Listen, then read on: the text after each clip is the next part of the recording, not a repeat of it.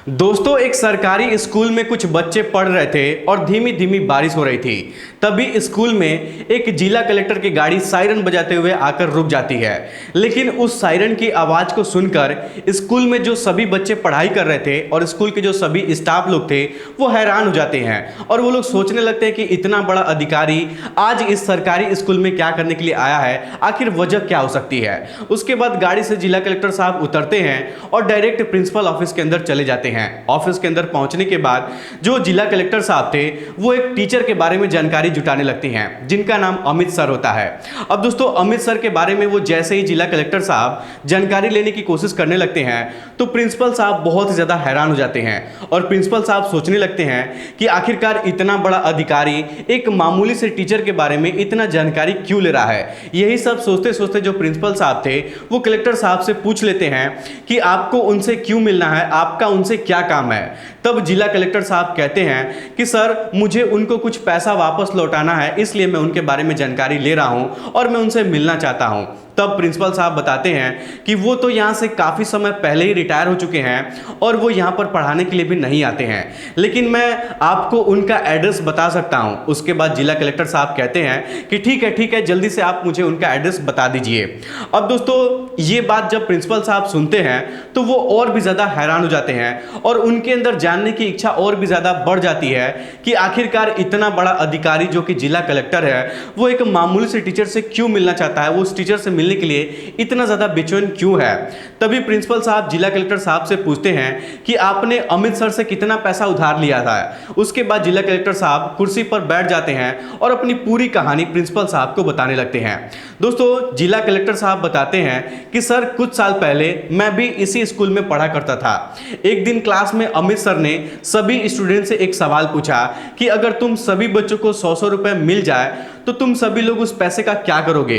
तब मेरे क्लास के कुछ बच्चों ने जवाब दिया कि सर, उस पैसे से मैं चॉकलेट खरीद कर खा लूंगा। तो कुछ बच्चों ने कहा कि सर, मैं अपने लिए उस पैसे से खिलौना खरीदूंगा। लेकिन अमित सर ने जब मुझसे पूछा तो मैंने उनसे कहा कि सर, अगर आप मुझे 100 रुपए देंगे तो सबसे पहले मैं उस पैसे से मैं अपनी माँ का चश्मा बनवाऊंगा, क्योंकि मेरी माँ जब कपड़े की सिलाई करती है तो सिलाई जो सुई है उसके हाथों में चुभ जाती है और उसकी आंखों से दिखाई भी नहीं देता है और उसका चश्मा भी टूट चुका है। इसीलिए इस पैसे से मैं अपनी माँ का चश्मा बनवाना चाहता हूँ और मेरी माँ को उसकी आंखों से कम दिखाई देता है, बिना चश्मा के वो कोई काम भी नहीं कर पाती है। तब दोस्तों, अमित सर उससे पूछे थे कि बेटा, तुम्हारे पिताजी है ना तुम्हारे माँ की देखभाल करने के लिए, उनका चश्मा बनवाने के लिए, तो तुम अपनी माँ के बारे में इतना क्यों सोच रहे हो।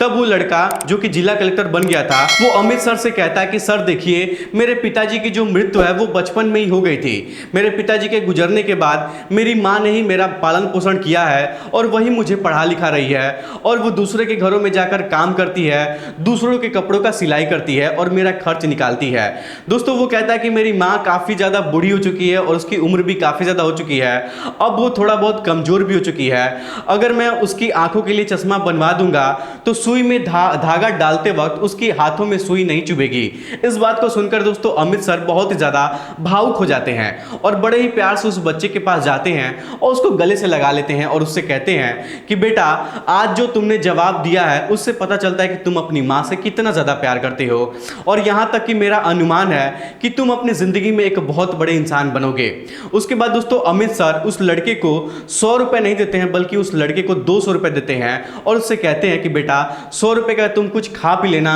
अपने लिए ये सामान कुछ खरीद लेना और 100 रुपये रख लो, तुम अपनी माँ का चश्मा बनवा देना और जब तुम्हारे पास पैसा हो जाएगा तो तुम मुझे ये पैसा वापस कर सकती हो। लेकिन दोस्तों, उस दिन अमित सर उस लड़के से ये भी कहे थे कि अगर भविष्य में तुमको कभी भी किसी चीज़ की ज़रूरत पड़ेगी तो तुम मुझे ज़रूर बताना, मैं तुम्हारी हमेशा मदद करूंगा। इसके बाद कलेक्टर साहब प्रिंसिपल साहब से बताते हुए कहते हैं कि सर, उस दिन के बाद से जो अमित सर थे उन्होंने मेरी बहुत मदद की थी। जब स्कूल में ड्रेस मिलता था तो अमित सर मेरे लिए ड्रेस खरीदकर फ्री में मुझे दिया करते थे, मुझे फ्री में किताब खरीद कर दिलवा देते थे और कभी कभी जब मेरा जूता फटा हुआ रहता था तो मेरे लिए जूता भी खरीद कर दिलवाते थे। उनका मेरे ऊपर बहुत ज़्यादा एहसान है, मेरी कामयाबी के पीछे उनका बहुत बड़ा योगदान रहा है। इसी वजह से आज मैं उनसे मिलने के लिए आया हूं और उनका पैसा लौटाने के लिए आया हूं। अब दोस्तों इस बात को सुनकर जो प्रिंसिपल सर जी थे वो भी बहुत ज़्यादा भावुक हो जाते हैं और कलेक्टर साहब की आंखों से आंसू टपकने लगते हैं। दोस्तों उसके बाद स्कूल के जो प्रिंसिपल साहब थे वो स्कूल के पुराने रजिस्टर को निकालते हैं और अमित सर के घर का एड्रेस निकाल कर कलेक्टर साहब को बता देते हैं। उसके बाद कलेक्टर साहब स्कूल से बाहर निकलते हैं, अपनी गाड़ी में बैठते हैं और गाड़ी में बैठकर अमित सर के घर की तरफ जाने लगते हैं। दोस्तों कुछ घंटों का सफर तय करने के बाद कलेक्टर साहब अमित सर के घर पर पहुंच जाते हैं, लेकिन वहां पर जाने के बाद कलेक्टर साहब को पता चलता है कि जो अमित सर है वो अपने गांव का घर बेचकर दूसरे किसी शहर में शिफ्ट हो गए हैं। दोस्तों ये बात अमित सर के पड़ोसियों से कलेक्टर साहब को पता चलती है, लेकिन जब कलेक्टर साहब अमित सर के पड़ोसियों से और भी ज्यादा बातचीत करने की कोशिश करते हैं तो उनको अमित सर का एड्रेस पता चल जाता है जहां पर वो नया मकान बनाकर रह रहे थे शहर में। अब दोस्तों कलेक्टर साहब ज्यादा समय नहीं गवाते हैं और कुछ घंटे का सफर और तय करते हैं और उस शहर में पहुंच जाते हैं जहां पर अमित सर रहा करते थे। लेकिन कलेक्टर साहब जब अमित सर के घर के दरवाजे पर पहुंचते हैं तो दरवाजे का ऐसे घंटी बजाते हैं तो दोस्तों अमित सर का एक लड़का था घर से बाहर निकलता है। तब कलेक्टर साहब उस लड़के से पूछते हैं कि क्या अमित सर का यही घर है। तब वो दोस्तों वो जो अमित सर का लड़का था वो ये बात सुनकर बहुत ज्यादा हैरान हो जाता है और वो सोचने लगता है कि आखिरकार ये आदमी उसके पिताजी के बारे में क्यों पूछ रहा है, आखिर उसको क्या काम हो सकती है, ये मेरे पिताजी के बारे में क्यों जानना चाहता है। दोस्तों मैं आपको बता दूं कि अमित सर का जो लड़का था ना वो बहुत ज्यादा बिगड़ैला किस्म का वो लड़का था और उसका स्वभाव भी अच्छा नहीं था। उसने अपने पिताजी को घर से धक्का मारकर निकाल दिया था और वृद्धा आश्रम में छोड़ दिया था और खुद अपनी पत्नी और अपने बच्चों के साथ उसी घर में रहता था जो उसके पिताजी घर खरीदे थे।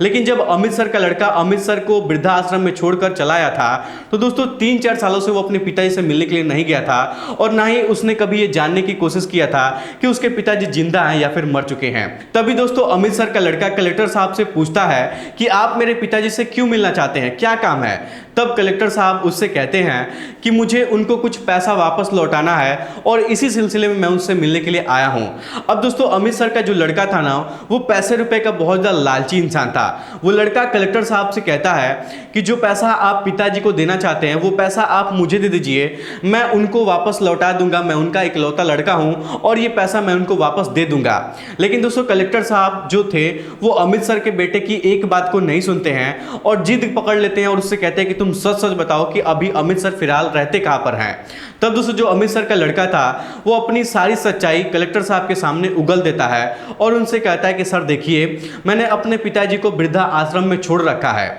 और वो वहीं पर रहते हैं, मुझे पता नहीं है कि अब उनकी हालत कैसी है। अब दोस्तों कलेक्टर साहब उनके नालायक बेटे से वृद्धा आश्रम का पता पूछते हैं और तुरंत वृद्धा आश्रम पहुंच जाते हैं। वहां पहुंचकर वृद्धा आश्रम के मैनेजर से बातचीत करते हैं और अमित सर के बारे में पूछताछ करते हैं, जिस वजह से उस वृद्धा आश्रम का मैनेजर अमित सर के बारे में उनको बता देता है और कलेक्टर साहब अपने सिक्योरिटी गार्ड को वृद्धा आश्रम के बाहर रोक देते हैं और अकेले कमरे के अंदर चले जाते हैं। वहां जाकर वो देखते हैं कि जो अमित सर हैं वो कमरे के अंदर बेड पर लेटे हुए हैं और दोस्तों वो दिखने में बहुत ज़्यादा बीमार लग रहे थे, बहुत ज़्यादा कमजोर लग रहे थे। उनके पास जाकर कलेक्टर साहब उनके पैरों को छूते हैं तो अमित सर कहते हैं कि बेटा तुम कौन हो, मैं तुमको पहचान भी नहीं पा रहा हूं और यहां पर तुम मुझसे मिलने के लिए क्यों आए हो। इतना कहने के बाद दोस्तों जो अमित सर थे वो बिस्तर से उठकर वहीं पर बैठ जाते हैं। तब कलेक्टर साहब अमित सर से कहते हैं कि सर मेरा नाम अनमोल है, जब आप सरकारी स्कूल में पढ़ाते थे तो उस समय मैं आपसे स्कूल में पढ़ा करता था, आपने मुझे 200 रुपये दिया था मेरी माँ का चश्मा बनवाने के लिए। अब दोस्तों अमित सर जब इस तरीके की बात उससे सुनते हैं तो अपने दिमाग पर थोड़ा सा जोर लगाते हैं और उनको पूरी घटना याद आ जाती है।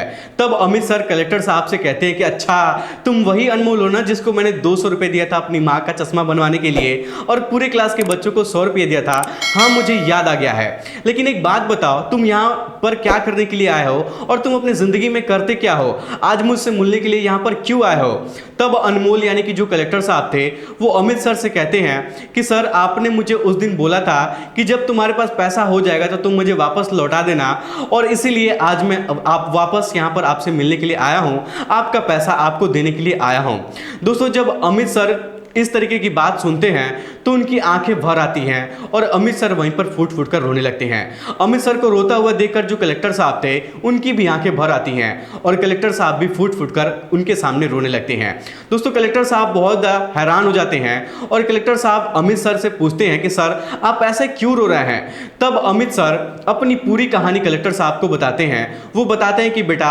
उस समय मैं सिर्फ तुमको 200 रुपए दिया था और आज इतने समय बाद भी तुमको ये बात याद है, लेकिन एक मेरा अपना बेटा है जिसको मैंने पास पोस कर बड़ा किया है और अपने पिता होने का फर्ज मैंने बेखूबी निभाया है, लेकिन फिर भी उसने मेरी एक बात को नहीं सुना और ना ही मेरी भावनाओं को वो समझता है। उसने मुझे घर से धक्का मारकर बाहर निकाल दिया और वो मुझे वृद्धाश्रम में छोड़कर अपने घर वापस चला गया। लेकिन तुम भी तो किसी माँ बाप के बेटे ही होगे ना, जिसको मैंने पैसा दिया था और तुम इतने सालों बाद भी उस बात को याद रखे हो और आज वो पैसा लौटाने के लिए यहाँ पर आए हो। तब दोस्तों जो कलेक्टर साहब थे वो अमित सर के आंसुओं को साफ करते हैं, अमित सर के आंसुओं को पोंछते हैं और उनको दिलासा दिलाते हैं और कहते हैं कि सर जी आपको परेशान होने की जरूरत नहीं है, अब सब कुछ ठीक हो जाएगा। तब अमित सर कलेक्टर साहब से हाल चाल लेते हैं और पूछते हैं कि बेटा तुम क्या करते हो अपनी जिंदगी में। तब कलेक्टर साहब बताते हैं कि सर आपसे जब मैंने पढ़ाई लिखाई किया उसके बाद मैंने ग्रेजुएशन कंप्लीट किया और मैंने अपनी पढ़ाई को पूरा किया और खूब मन लगाकर मैंने पढ़ाई किया और आज मैं कलेक्टर बन गया हूं।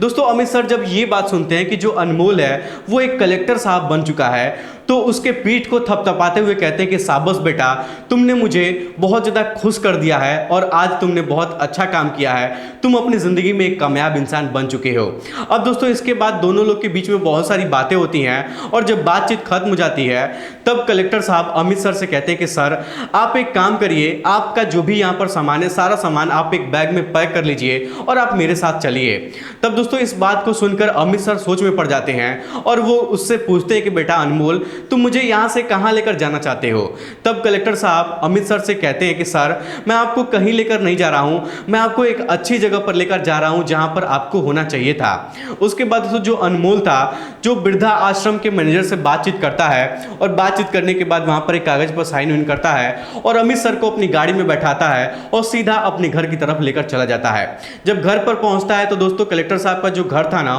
वो बहुत बड़ा घर था, एक बहुत बड़ा बंगला था और उस घर के अंदर उनके 2 बच्चे, उनकी मां और उनकी पत्नी रहती थी। कलेक्टर साहब अमित सर को जब अपनी गाड़ी से नीचे उतारते हैं तो अमित सर से कहते हैं कि सर आज के बाद से आपको यहीं पर रहना है और यही आपका घर है और यहीं पर आपको हमारे साथ रहना है, अब आपको वृद्धा आश्रम में रहने की जरूरत नहीं है। अब दोस्तों जैसे ही अमित सर कलेक्टर साहब के मुंह से इतनी बड़ी बड़ी बातें सुनते हैं तो दोस्तों वो बहुत ज्यादा हैरान हो जाते हैं और बहुत ज्यादा भावुक हो जाते हैं और एक बार फिर से उनकी आंखें भर आती हैं और वो फूट फूट कर कलेक्टर साहब के घर के सामने रोने लगते हैं। तभी दोस्तों कलेक्टर साहब उनको अपने गले से लगाते हैं और उनको चुप कराते हैं। अब दोस्तों इतने में ही अनमोल के जो माता पिता थे यानी कि जो कलेक्टर साहब के माता पिता थे और उनकी जो पत्नी थी वो लोग घर से बाहर आ जाते हैं और सभी लोग अमित सर को अपने साथ घर के अंदर ले जाते हैं। उसके बाद कलेक्टर साहब अमित सर को अच्छे से नहलाते हैं, नया नया कपड़ा पहनाते हैं और बहुत ही बढ़िया से उनको अपने घर पर रखते हैं। दोस्तों कलेक्टर साहब की माँ और उनकी जो पत्नी थी ना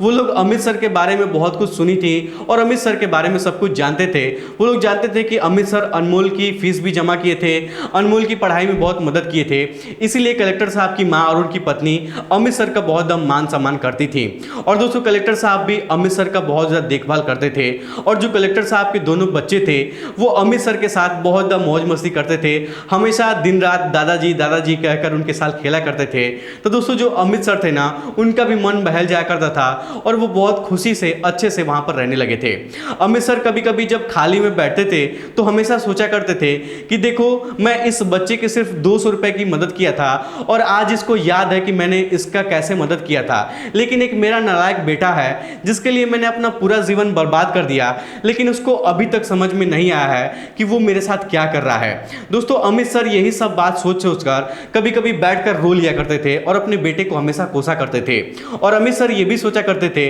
कि सिर्फ 200 के बदले अनमोल ने मेरे लिए इतना कुछ किया है जिसका मैं कल्पना भी नहीं कर सकता हूं। अनमोल मेरा बेटा तो नहीं है लेकिन मेरे बेटा जैसा है, बल्कि वो मेरा भगवान का रूप है और भगवान का रूप लेके मेरी मदद करने के लिए आया है। दोस्तों अमित सर कभी कभी इस तरीके की बातें भी सोचा करते थे। उधर दोस्तों जो अमित सर का जो लड़का था उसको कहीं भनक लग गया था कि जो उसके पिताजी हैं वो अब वृद्धा आश्रम में नहीं रहते हैं और वो कलेक्टर साहब के साथ उनके घर पर ही रहते हैं। अब दोस्तों इस तरीके से वक्त गुजरने लगा था, लेकिन अमित सर का जो लड़का था वो जिस कंपनी में काम कर रहा था उस कंपनी में वो धांधली कर दिया था और बहुत ज़्यादा पैसों का घोटाला किया था और खूब पैसा कमाया था, जिस वजह से कंपनी वालों ने उसके ऊपर एफआईआर कर दिया था और उसको जेल में डालने की धमकी भी दी गई थी। जिस वजह से अमित सर का जो लड़का है वो भागते हुए कलेक्टर साहब के घर पर आ जाता है और कलेक्टर साहब के बाहर खड़ा होकर सिक्योरिटी गार्ड से कहता है कि क्या यहाँ घर के अंदर अमित सर रहते हैं। तब सिक्योरिटी गार्ड वाला उस लड़के से कहता है कि हाँ, यहाँ पर अमित सर रहते हैं। तब वो लड़का सिक्योरिटी गार्ड से कहता है कि मुझे उनसे मिलना है, मैं उनका बेटा हूँ, मुझे उनसे बहुत जरूरी काम है, जाकर उनसे बोल दो कि आपका बेटा घर के बाहर आया है, आपसे मिलना चाहता है।